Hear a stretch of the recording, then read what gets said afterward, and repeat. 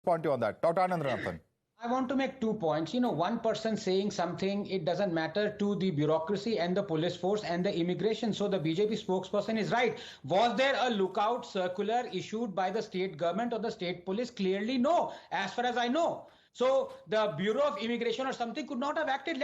Let's go on facts here. But more importantly, this tutu meme will continue between political parties, as Dr. Raman and I both have said, and we are, I think, correct. Every political party was in the know of this. But the question remains, and I ask you again, I please beseech the panelists to answer this one question. Have we reached a consensus? Have we reached a consensus where anyone who is accused or has a case of serious criminal charge pending against him or her will not be allowed to stand for elections? Yes or no? Because if you say no, then yes, this person can keep on standing for elections. And if you say yes, they must be barred. Then please tell me how 17% of all phase 1 candidates have serious criminal charges cutting across party lines on them. Please explain this, We have to go deeper now. What happens if he wins now? Does he go to parliament? What happens if he wins on June 4th, Madhav? Will you send him to parliament?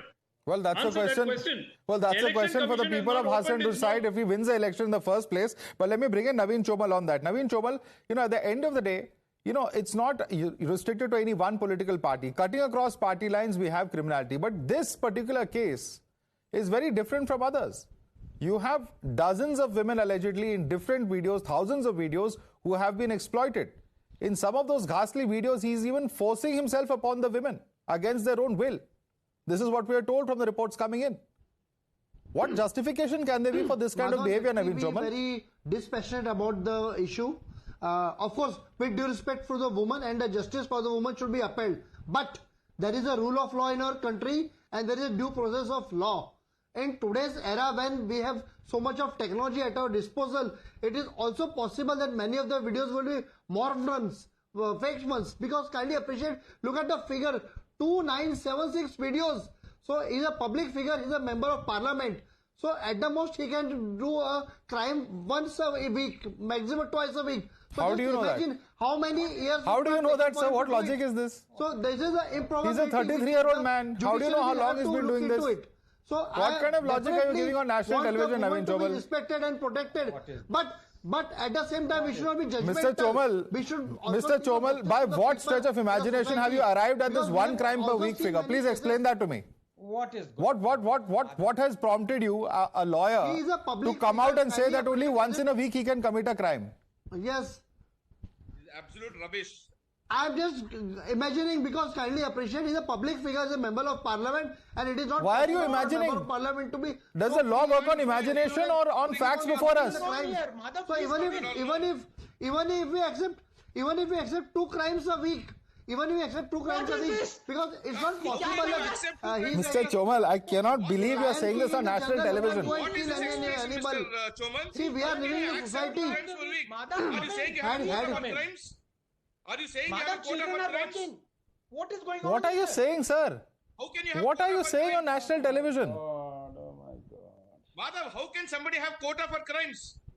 What kind of logic, Mr. Naveen Chomal? You're a lawyer. You've come on our show so many times.